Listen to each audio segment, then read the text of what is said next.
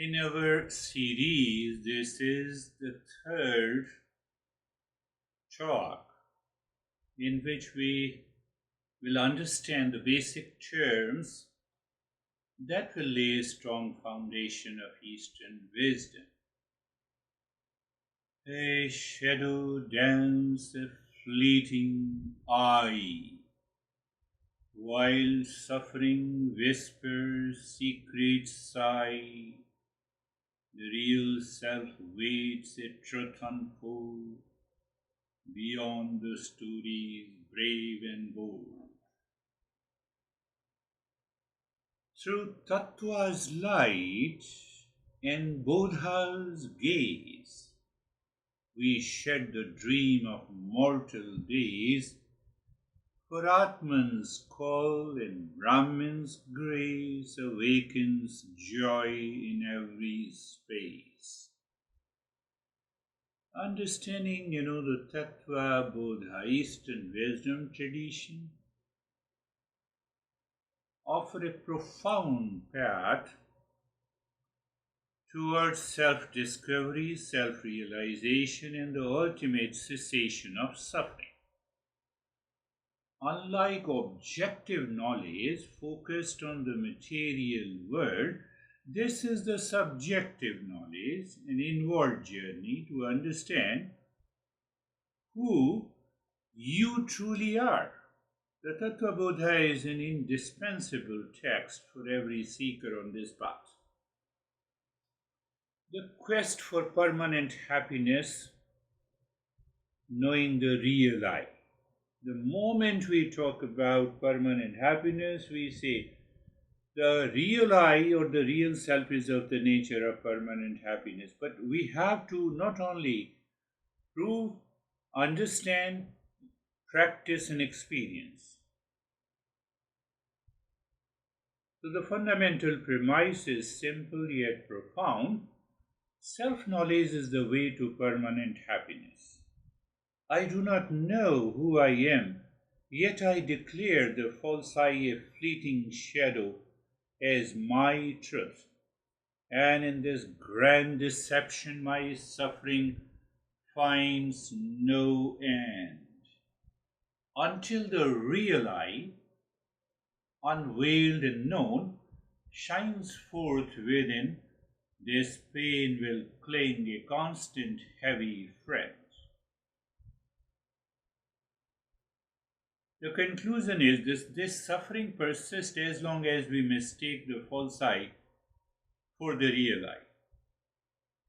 And the urgency is clear. Before this human birth departs, before the final curtain falls, let Eastern wisdom guide my heart to find the real I.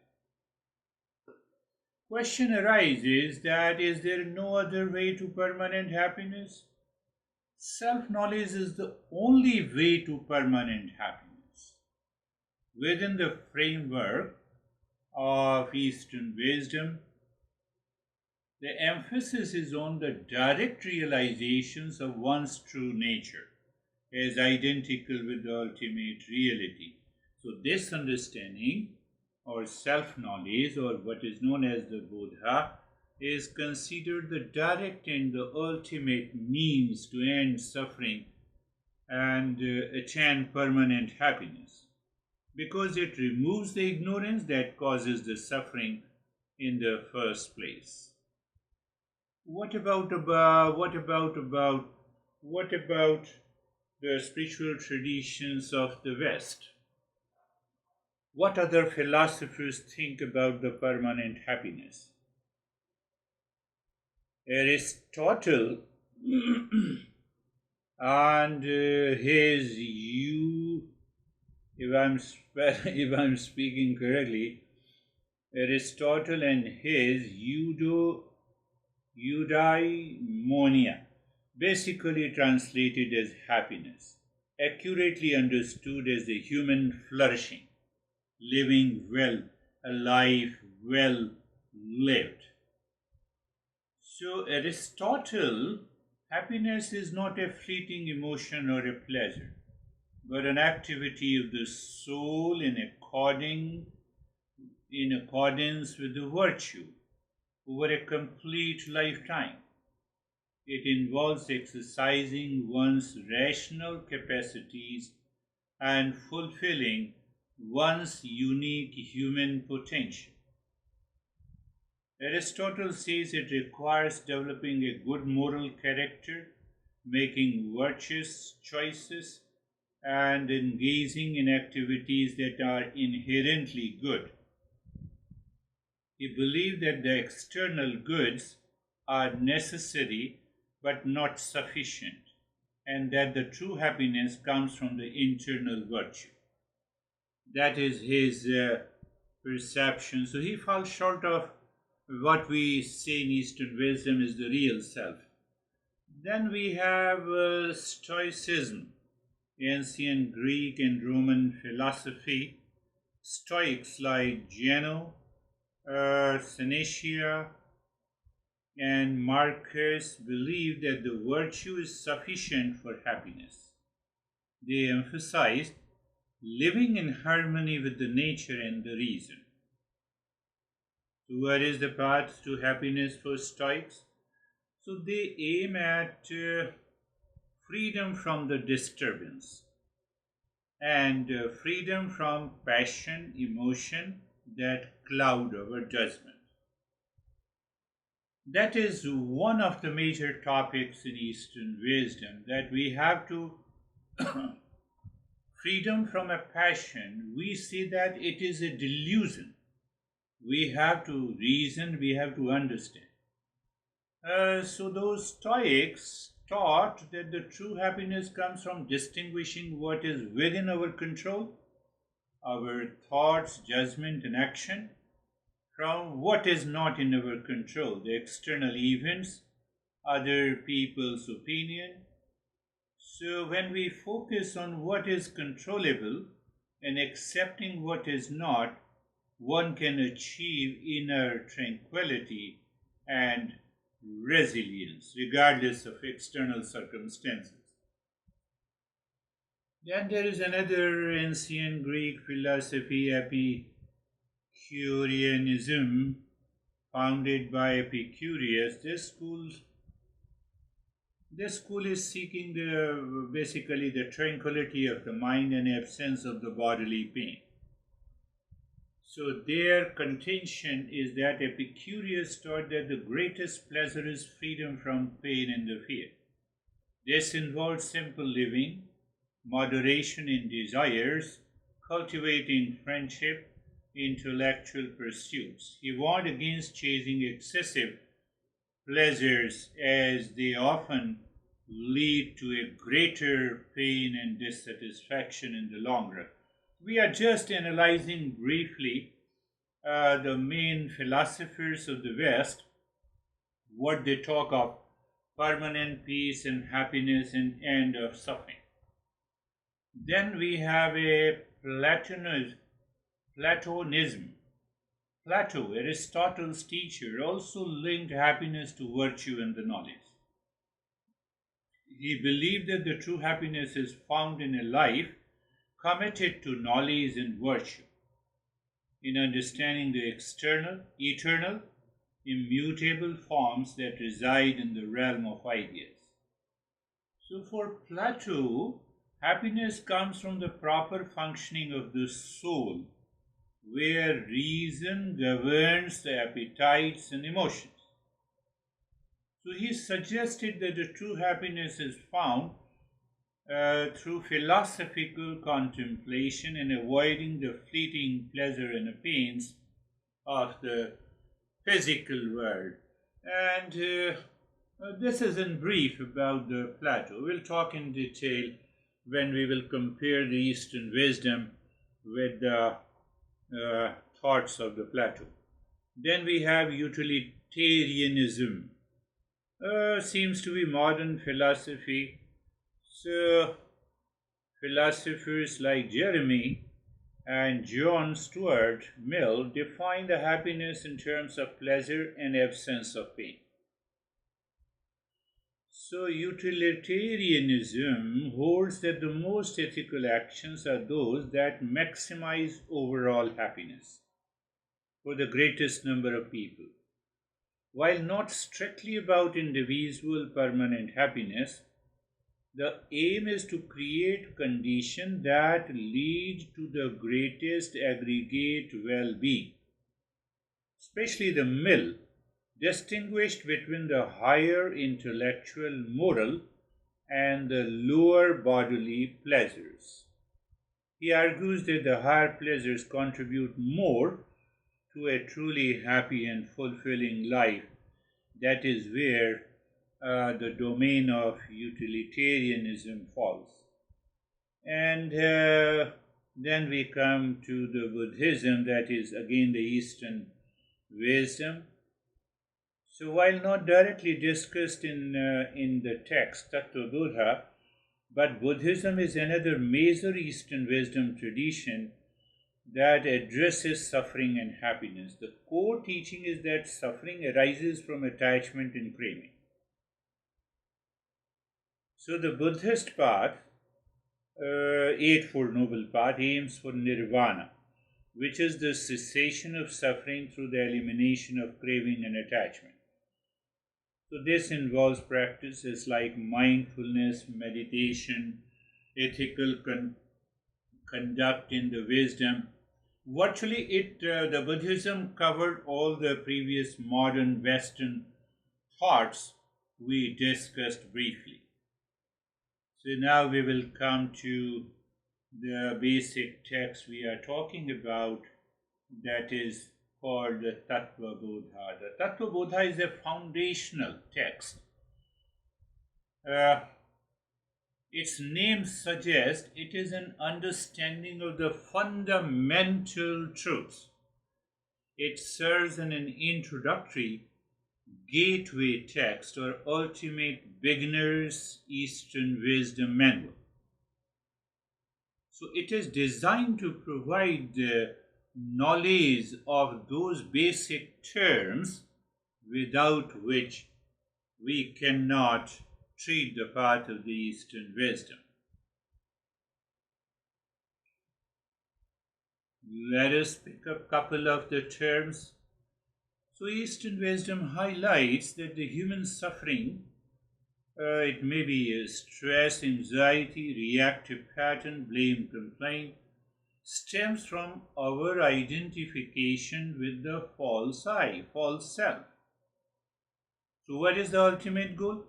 Is the discovery of the real self, which leads to permanent happiness, love, truth, and wisdom.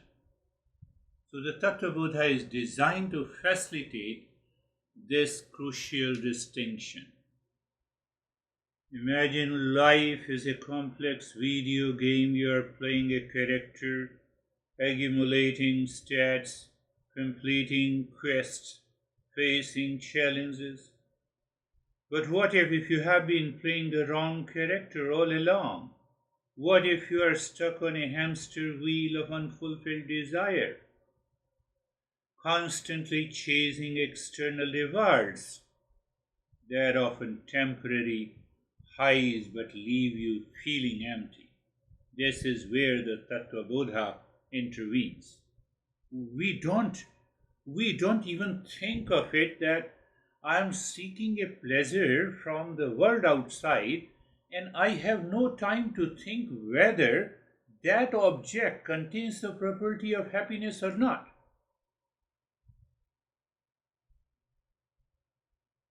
There comes the understanding of the false I. This is our online persona, our filtered selfie, the character you play for others. Your mood swing, I'm talking about the false I. The random thoughts, body and the senses. It encompasses all that is transient, temporary, and subject to change. So it means if I become aware, what is changing in me belongs to the false I. Will it work? Obviously it will work. It's like an avatar you chose in a game, a representation, but not you. Not you, the player. When you identify solely with this false self, it generates the stress, anxiety, And FOMO. It's like being trapped in an endless scroll of dissatisfaction.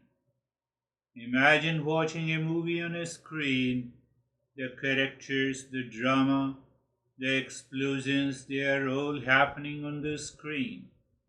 But the screen itself isn't getting burnt, crying, or exploding. The false self is the movie playing, while our real self is the unchanging stream. Unchanging stream. There, the Eastern wisdom throws a bombshell, and it instantly, even it gives you a shock to the intellect. Yes, I see the screen is unchanging. You can see the horror film, you can see the romantic film, you can see the war film, but still, your closed TV and the screen is the same. But we get carried away by the horror film, romantic film. That is all temporary. That is our false self. And what about the real self? This is you, the actual player behind the avatar. It's your core operating system, your core true consciousness. The part of you that remains constant, unchanging, no matter what's happening on your screen of it. The real self is also known as the Brahman. Brahman means, the ultimate, absolute reality, the universal consciousness, or you can say the universal Wi Fi that connects everything. That is the profound teaching of the Eastern wisdom. You know how ice is just a frozen water? When it melts, it doesn't become water. It simply recognizes it was always H2O. So our real self is like the water, always there, but our false self is like the ice, a temporary form that obscures my true nature. So before we look for the basic terms, it's important to discuss briefly about the name of the text. The name of the text is the Tattva, one word, Bodha. What is the meaning of the Tattva? Literally, it means thatness, suchness. What do you mean by suchness and thatness? Oh, are you kind enough? Yes, kindness. That is what I'm talking about. It is thatness. Tattva, Sanskrit word. It refers to the fundamental principles or categories of existence, the essence. So tattva means the essence or the essential nature, inherent nature that you cannot change. So it points to the underlying unchanging reality that constitutes everything beyond superficial appearances. That is why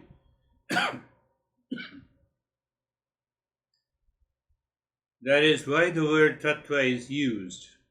To understand that there are foundational truths about existence beyond what is immediately perceived. And what is the second word? Bodha. Bodha means knowledge. You have heard about Buddha. So it has come from the same Sanskrit word, the knowledge, understanding, or awareness. So the word Bodha emphasizes not just intellectual understanding, but a deep, insightful, and experiential grasping of the truth. So what is the name of the text? Tattva Bodha. The combined term, Tattva Bodha, signifies the understanding or awareness of the fundamental truths of existence. This is the core subject of study, gaining profound insights into the ultimate reality. Another term often used in the Eastern wisdom, we say Atman. Atman, literal translation is self. it refers to the individual self, but don't take it that it refers to the personality or the persona or the false I. It refers to what cannot be taken, what cannot be received, what cannot be given. That is only you. That is only you. So it is eternal, unchanging consciousness that animates the individual. It is the real self. So what is the learning? I have to discern between the temporary, ever-changing aspects of oneself.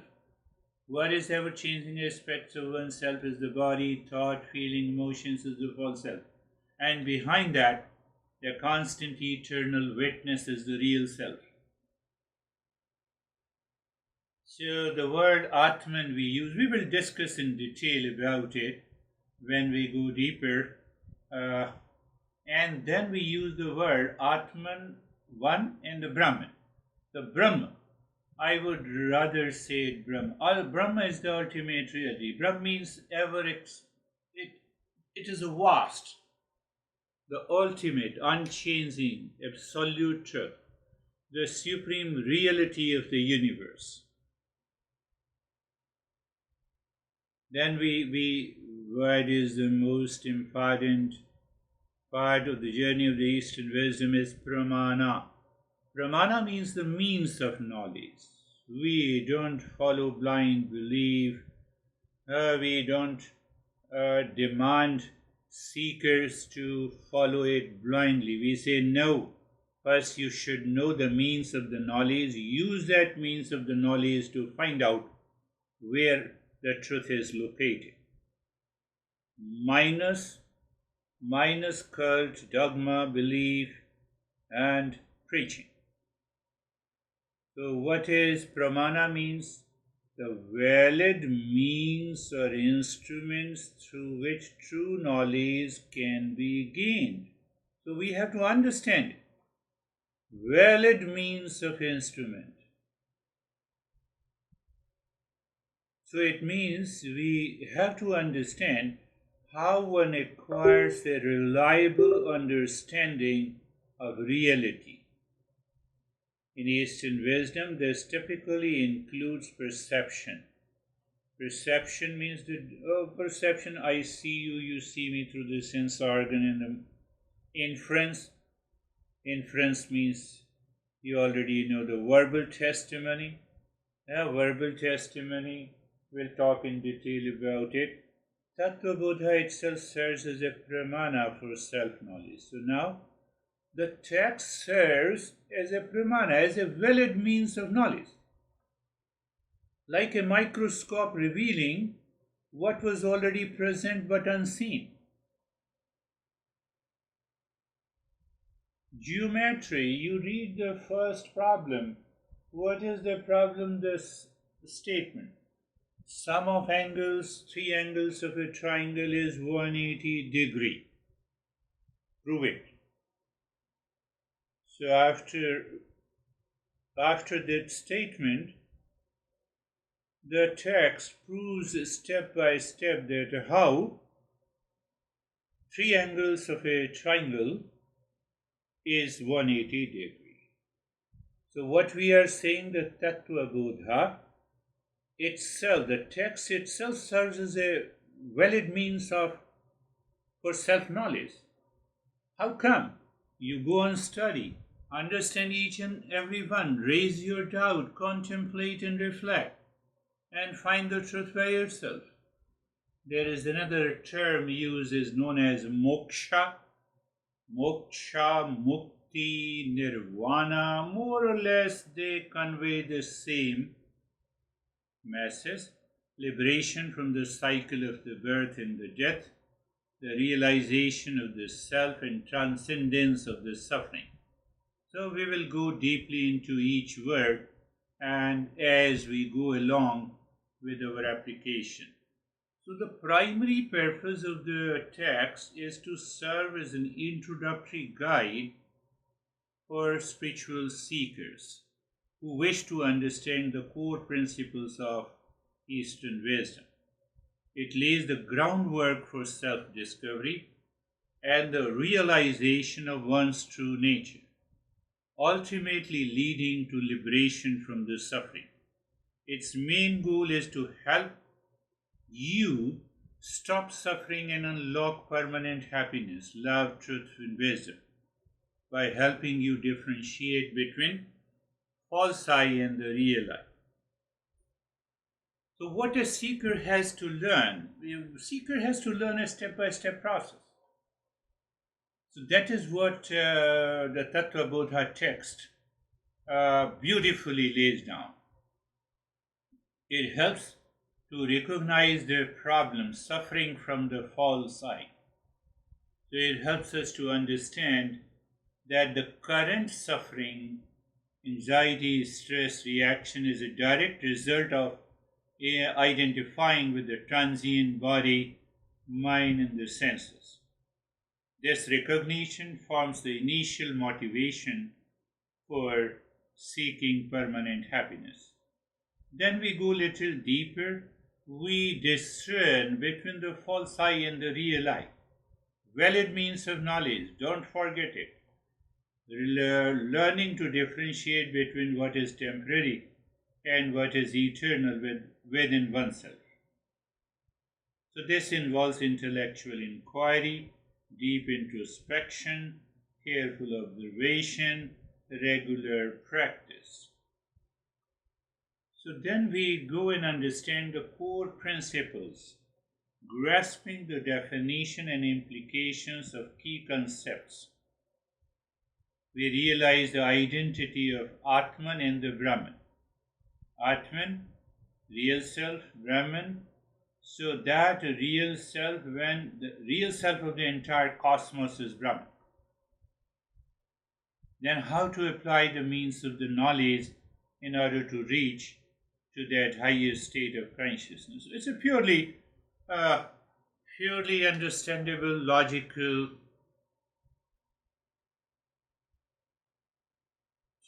So this text acts as a concise roadmap for spiritual awakening. It is not merely an academic exercise, but a practical guide aimed at profoundly transforming one's lived experience from suffering to happiness, from by the power of knowledge, Bodha.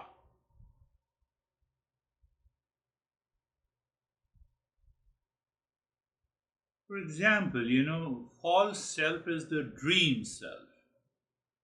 In a dream, we identify with the dreamer, experiencing various joys and the sorrows.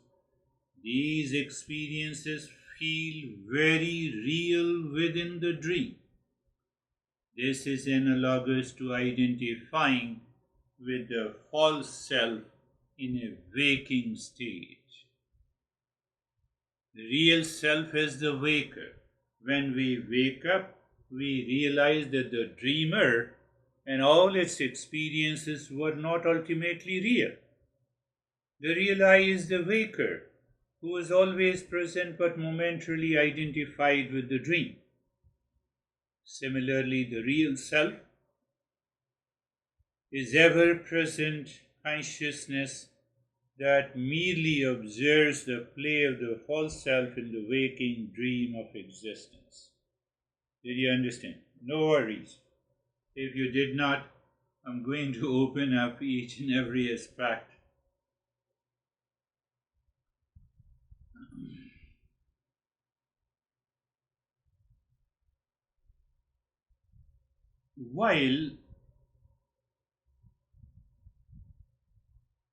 While we are discussing about the Tattva Bodha, one of the most important topic we are missing is the sacred space. We enter into the sacred space by the mantra.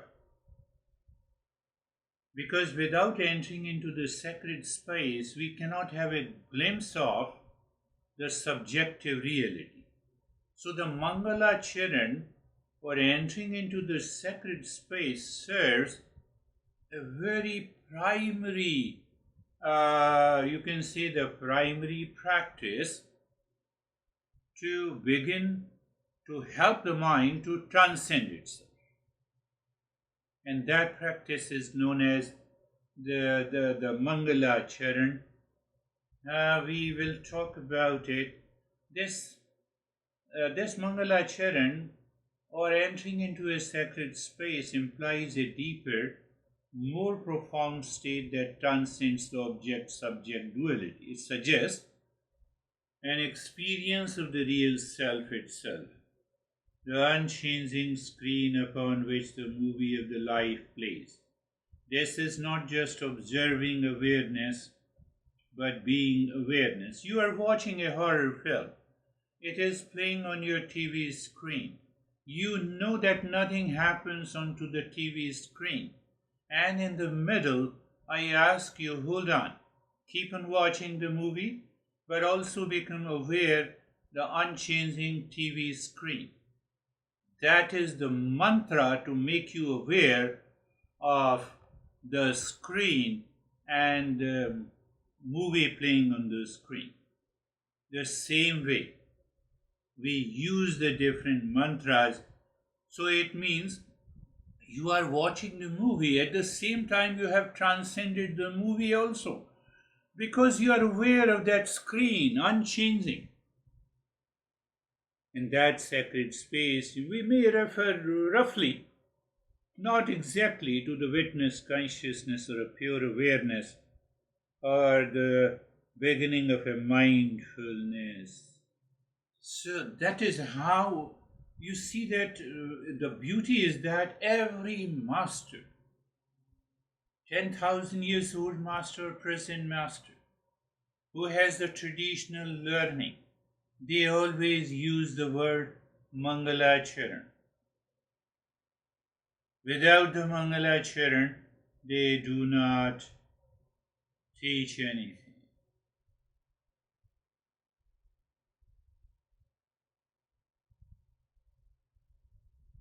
So that is the beauty of the Eastern wisdom. We are going to talk about this Mangala Charan in detail, but before that, we will understand that why the mind blames, complains, hesitates, and reacts in our next talk. Until then, thank you. Happy listening. Happy Eastern wisdom.